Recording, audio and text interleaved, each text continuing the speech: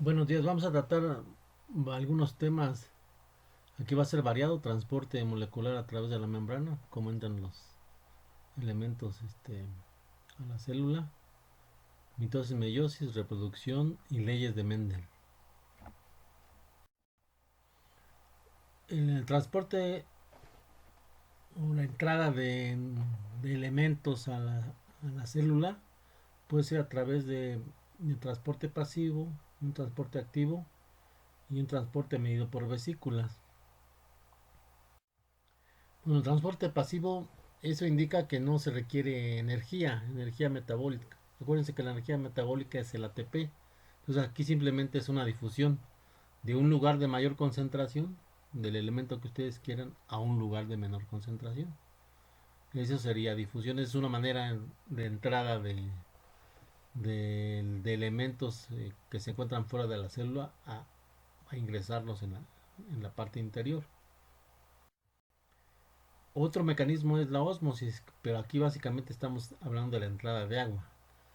Aquí es muy importante el que tengamos una membrana semipermeable, ya hemos hablado de ella. La membrana semipermeable en este caso sería la membrana plasmática o la membrana celular, y ahí está en el centro la membrana semipermeable. Tenemos las moléculas de agua y el agua circula de un lugar de mayor concentración a un lugar de menor concentración. Aquí dentro de la célula tenemos varios productos, bueno, varias sustancias o compuestos. Aquí dice una molécula de sucrosa, pero aquí podemos hablar de organelos, de varias cosas que está dentro de la célula. Entonces todo eso serían solutos. Por eso tenemos ahí una mezcla de solutos con el agua. Entonces, ¿qué es la ósmosis? Es la entrada del agua a la célula a través de una membrana de un lugar de mayor concentración de agua a un lugar de menor concentración de agua. Aquí tenemos otro ejemplo. Aquí hablamos de cómo está el agua en la parte de afuera y después ingresa a través de la membrana eh, a la parte de adentro y ya la tenemos ahí incluida. Aquí hablamos de unas moléculas de azúcar, pero ya les dije que ahí pueden ser varios tipos de solutos. Aquí está otra vez el mismo proceso, pero ahí se ve claramente la membrana plasmática o membrana celular con la bicapa de fosfolípidos. De fosfolípidos. Bueno, aquí está entonces otra manera de poder entrar. Están los elementos, iones, por ejemplo, en la parte de afuera y ingresan a través de esas proteínas. Ahí se ven diferentes tipos de proteínas y ingresan a través de ellas, ¿no? Tampoco hay gasto de energía aquí.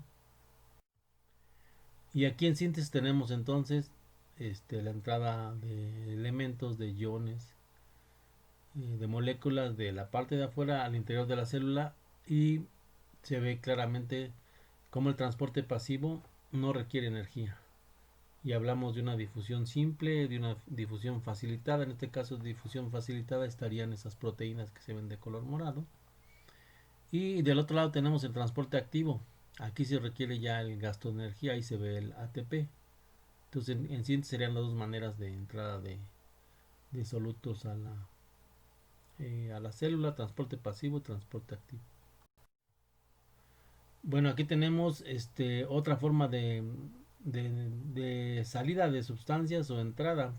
Entonces, exocitosis sería salida, y ahí se ve como la membrana atrapa las moléculas, las envuelve y después las libera en exocitosis. Y endocitosis, la membrana también atrapa la molécula y la ingresa adentro de la célula. Entonces, son dos maneras también de entrada de elementos: exocitosis y endocitosis.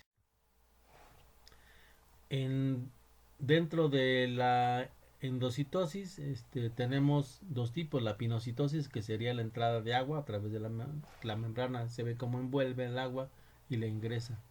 Y luego ya viene el transporte de esa agua a través de vesículas.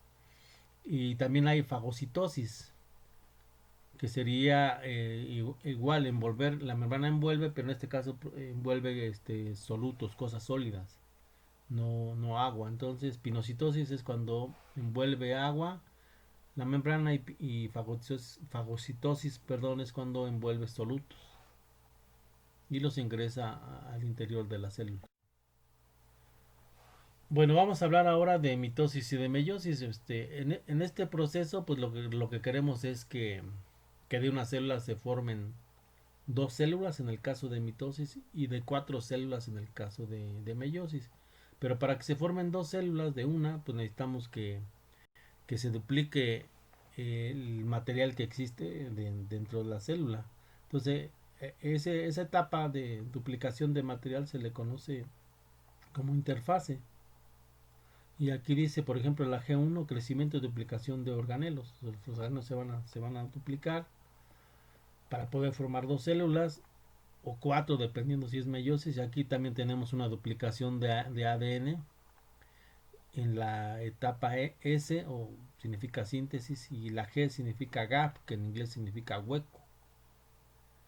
Y en la G2, pues ya como dice ahí, se empiezan a formar los microtúbulos responsables de la división celular y también se elaboran proteínas, se duplican proteínas. Aquí dice microtúbulos, pero en el caso de células animales, acuérdense que estamos hablando de centrosomas, de centriolos. Entonces se siente la interfaz y la duplicación de todo el material que se va a requerir para formar dos células o cuatro, dependiendo si es mitosis o es meiosis. Y aquí tenemos la duplicación del ADN. Acuérdense que el ADN es un doble hélice. Entonces de un doble hélice pues se forman cuatro, ¿no? Por un lado está un ADN duplicado en dos y del otro lado otros dos. Pero también tenemos que duplicar las proteínas. Para duplicar las proteínas pues es un proceso un poco más complejo. ¿Quién dice o quién ordena qué tipo de proteínas? Pues el ADN. Entonces, el que recibe esa información es el ARN mensajero,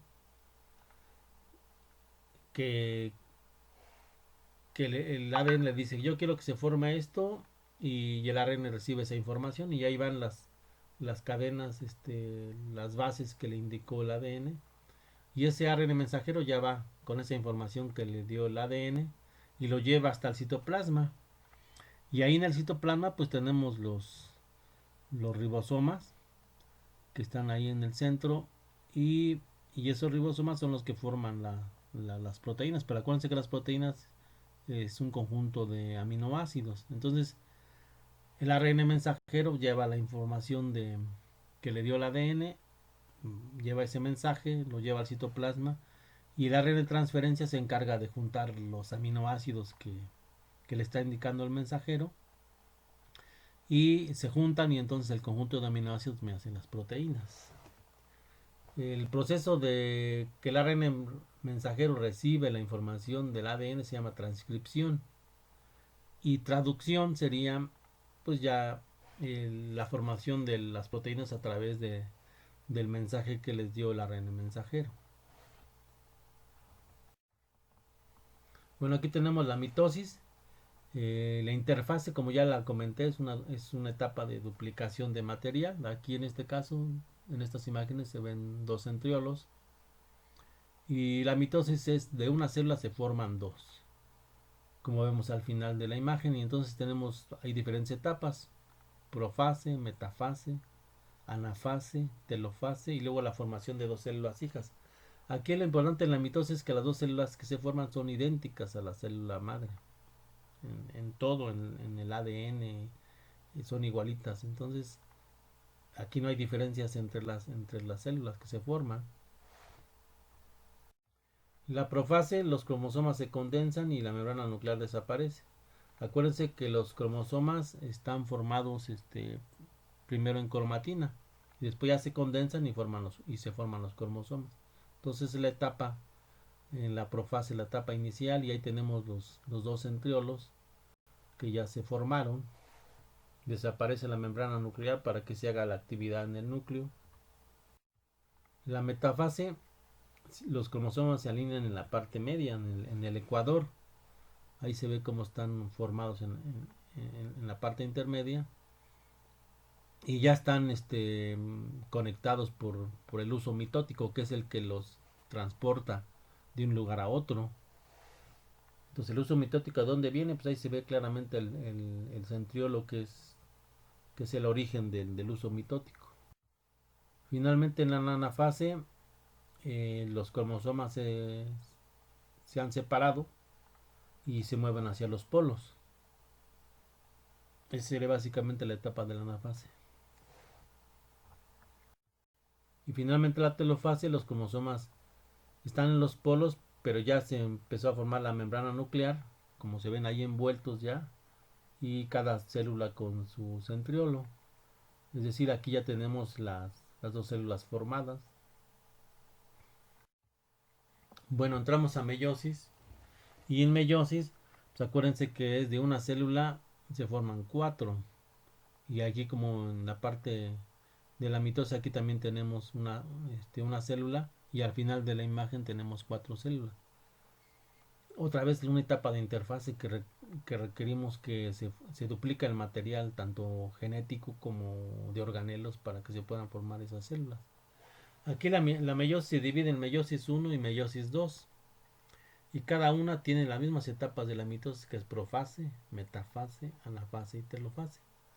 Aquí la diferencia básica entre mitosis y meiosis es que las células que se van a formar ya no son idénticas a la célula madre, sino requerimos que esas células sean diferentes en cuanto a la información genética. Entonces, básicamente la meiosis es que hay un intercambio de material genético entre cromosomas para que las células que se formen sean diferentes. Y entonces, básicamente, ¿dónde se da ese intercambio de material genético? En la meiosis uno. Ahí se forma, ahí le dicen crossing over, ¿no? De manera general, que significa que se cruzan las cromátidas y se intercambia el material para que las células sean diferentes. Básicamente aquí los ejemplos sería cuando se forman óvulos o cuando se forman espermatozoides, para que tengamos diferentes óvulos, no sean los mismos, y diferentes espermatozoides, para que cuando se haga la fecundación tengamos individuos diferentes. Y la meiosis 2 básicamente pues serían mitosis individuales donde de una célula se forman dos, pero al final si juntamos el proceso desde el inicio, a partir de una célula se formarían cuatro. Pero ya tenemos el material genético intercambiado. Acuérdense que les hablé que era muy importante la profase uno y ahí vienen las etapas, ¿no? Leptoteno, cigoteno, paquiteno, diploteno y diacinesis. Todas las etapas básicamente serían para el intercambio de material. Donde se da el intercambio, pues sería básicamente en el paquiteno. Ahí se cruzan las cromátidas y se intercambia el material genético. Bueno, pasamos a la cuestión de reproducción.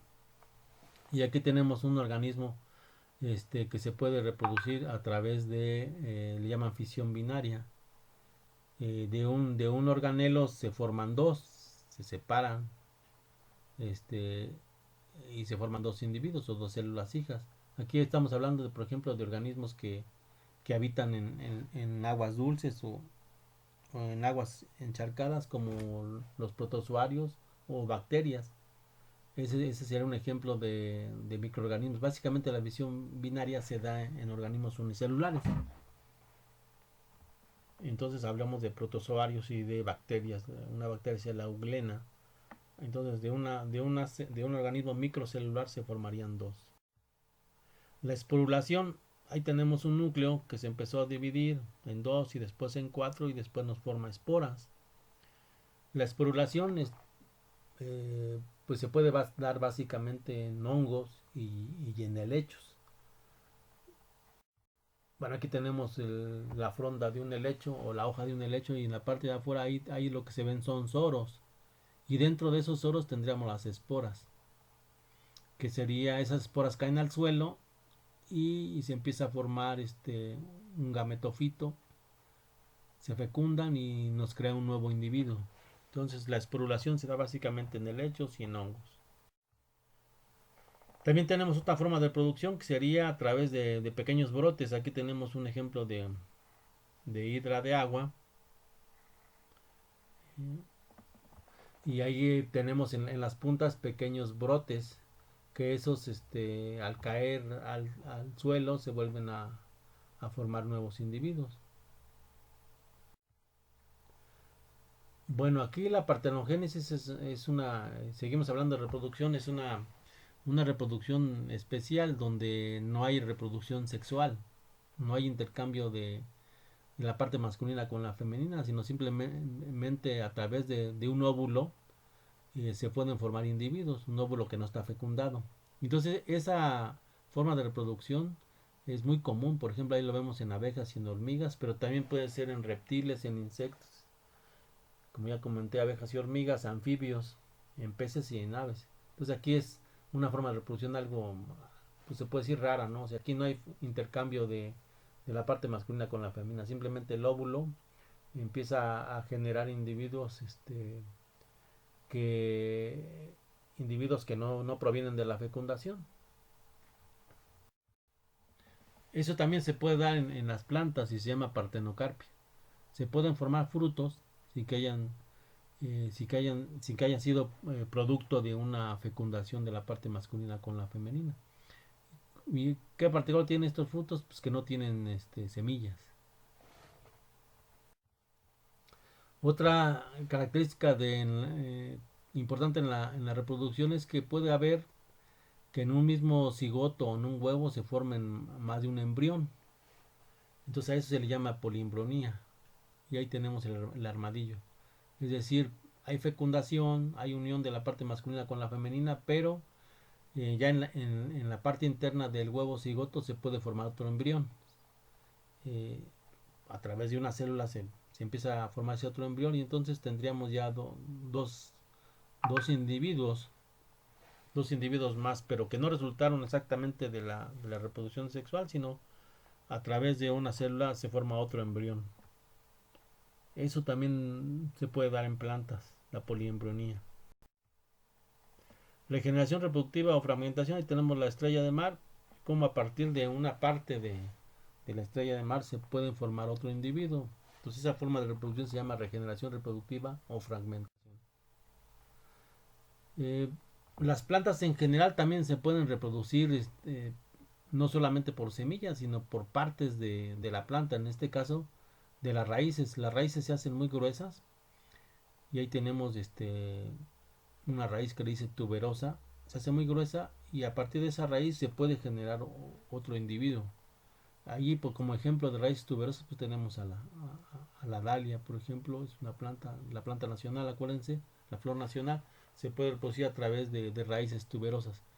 Pero también puede haber rizomas, que son tallos que crecen en la parte de abajo, longitudinalmente, horizontalmente, perdón, y a partir de ese tallo que almacena alimento o almidones, se puede formar otra planta. El caso del bulbo, que es muy conocido para ustedes como la cebolla, también es una estructura de almacenamiento. A partir de esa estructura se pueden formar nuevas plantas. Y aquí tenemos los ejemplos, ¿no? Otra vez les decía el rizoma, que crece horizontalmente, y a partir de ese rizoma que tiene nudos y entrenudos se pueden formar nuevas plantas. También tenemos los estolones, que son tallos delgaditos que crecen en la parte aérea. Aquí básicamente un ejemplo sería la fresa. Entonces ese estolón en la punta lleva unos hijuelos y esos hijuelos pueden formar una nueva planta. El bulbo ya hablé de él, el caso de la cebolla, y el tubérculo estamos hablando de la papa. Entonces también son almacenamientos de sustancias, eh, y, y que a partir de ese almacenamiento se pueden generar nuevas plantas. Entonces la gente que produce papas utiliza los tubérculos, los pone en el suelo y a partir de ahí se pueden generar nuevas plantas. Bueno, aquí tenemos un poco más a detalle la flor y tenemos las partes de la flor. Entonces básicamente empezamos de afuera, tenemos el sépalo o los sépalos que se conocen en conjunto como cáliz, es de color verde, y luego tenemos la parte morada que sería la corola. En conjunto se llama corola, pero cada una individualmente a cada una estructura se le conoce como pétalos. ¿qué función tienen el cáliz y la corola o los sépalos y los pétalos? Pues proteger a los órganos sexuales. Y ahí tenemos básicamente como órganos sexuales, tendríamos al pistilo, que está en el centro, también se le puede llamar gineceo, y sus partes serían el ovario y dentro de los óvulos, el estilo, que es una parte delgadita, y la punta, que se llama estigma. Y finalmente tenemos la parte masculina, que serían los estambres. Los estambres están formados de filamento y de antera, y dentro de ellos está el grano de polen, que es el que es la parte masculina, que permite que, bueno, que se coloca dentro del estigma para poder fecundar a la flor. Pero ¿cómo se hace, puede hacerse esa fecundación? Básicamente nos pueden ayudar los insectos, ¿no? Entonces un insecto, perdón, transporta el polen de una flor a otra y lo pone en el estigma. Y ahí en el estigma ese grano de polen ya baja y se une con los óvulos. Y entonces eso sería la fecundación. Hay algunas plantas que se autopolinizan, no necesitan de insectos. La polinización también puede ser a través del viento. El polen se transporta a través del viento, como en el caso del maíz, se transporta a través del viento y fecunda, bueno, llega a los estigmas, que en este caso serían los pelos de lote en la punta, y ahí se fecunda, baja el grano de polen y fecunda el óvulo y se forma el fruto. Bueno, aquí tenemos más detalle de esa polinización y fecundación. Ahí tenemos el estigma. Si van siguiendo las flechitas van a encontrar y dice meiosis. Acuérdense que les había dicho al inicio de la meiosis, ¿no? Que requerimos que los óvulos y los granos de polen sean diferentes. Y finalmente al estigma llegan los granos de polen. Ahí se ven cómo se transportan a la punta, bajan, se lleva a cabo la fecundación y se forma un embrión, y ese embrión pues, es el que va a crecer y me va a formar un nuevo individuo. ¿Qué diferencias encontramos entre monocotiledonias y dicotiledonias? Las dicotiledonias significa que en la semilla tenemos dos cotiledones, y las monocotiledonias pues nada más tendríamos uno. A nivel de las hojas, las nervaduras o los haces de conducción serían ramificados o retinervados, les llamo yo, o sea, forman redes las hojas. Y en el caso de las monocotiledonias, pues son nervaduras paralelas. Nada más se ven líneas. Esa sería la diferencia a nivel de hojas. A nivel de tallos, que es algo más difícil de ver, los haces vasculares es donde circula el agua o los alimentos. En dicotiledonias, pues se ven ahí como están bien estructurados. Se dice dispuestos radialmente. Y en el caso de las monocotiledonias, pues se ven de manera circular y se ven esparcidos dentro del tallo. Entonces eso sería una cuestión anatómica, pero esas diferencias, esa es la diferencia básica entre monocotiledonias y dicotiledonias a nivel de tallo. Y a nivel de flor, pues cuántos pétalos o sépalos tienen las dicotiledonias. Normalmente tienen de 4 o 5. Ustedes cuando ven una flor y cuentan pétalos y sépalos, simplemente con contarlos pueden detectar si es una dicotiledonia. Y las monocotiledonias pues normalmente tienen 3 o múltiplos de 3, es decir, 3, 6 básicamente. 9 no he visto casi, pero si cuentan esas estructuras, si tiene 3 o múltiplos de 3 sería monocotiledonia, y si tiene 4 o 5 sería dicotiledonia. Esta separación de entre mono y dico es básicamente a nivel silvestre, porque ya cuando las plantas están mejoradas pueden cambiar un poco esas piezas florales, pero en general conservan esas características. Bueno, a nivel del grano de polen vemos esos poros. En el caso de dicotiledonias tendría 3, en el caso de monocotiledonias tendría 1. Bueno, finalmente las leyes de Mendel, ¿qué serían? Pues básicamente nos dice cómo sería nuestra descendencia. Y ahí tenemos, la primera ley dice que tenemos dos individuos que son puros, es decir, que no hay cruza entre ellos, son una raza pura. Y ahí se ve que se indica con dos letras mayúsculas AA y con dos letras minúsculas el otro progenitor, que también es puro, con letras minúsculas AA. Se cruzan Y toda la descendencia de esos dos individuos va a ser una mezcla entre una A mayúscula y una A minúscula. Esa sería la primera ley de Mendel, que dice claramente la primera generación serán todos iguales entre sí, A mayúscula y A minúscula. La segunda ley de Mendel pues nos dice, si cruzamos ahora esos dos individuos que ya son producto de la primera cruza, cómo sería su descendencia. Y ahí vemos que si estamos hablando de colores a nivel de flores, por ejemplo, tendríamos 3/4 partes de individuos que serían de flores amarillas, y finalmente tendríamos uno que sería de flores de color verde. Entonces sería la proporción. ¿Por qué se da esta proporción de? Porque la letra A mayúscula es dominante sobre la minúscula. Entonces, si está la A mayúscula, siempre va a prevalecer el color amarillo. Y si está la A minúscula, solamente tiene que ser dos letras iguales para poder conservar ese color. Y aquí está el ejemplo más claro, ¿no? Tenemos una flor de color rojo y una flor de color morada. Acuérdense que la flor de color rojo es dominante y la de color morada es recesiva, es decir, con letra minúscula. La descendencia de esa cruza pues serían las flores de color rojo, porque es la que domina. Ya la representaremos con AB en lugar de AA.